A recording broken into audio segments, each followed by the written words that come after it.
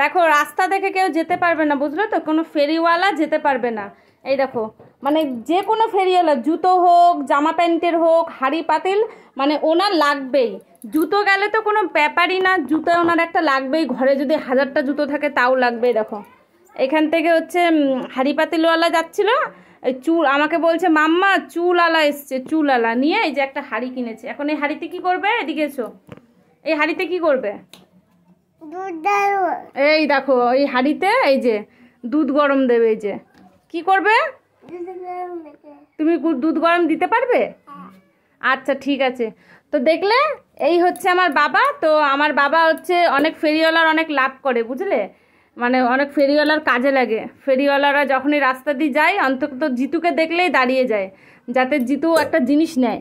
তো রাস্তায় দাঁড়িয়ে ছিল, এই হাঁড়িটা নিয়েছে, এটা নিয়ে কি দুধ গরম দেবে। দুধ গরম দেওয়ার কত জায়গা আছে, তা ওর হাঁড়ি লাগবে একটা।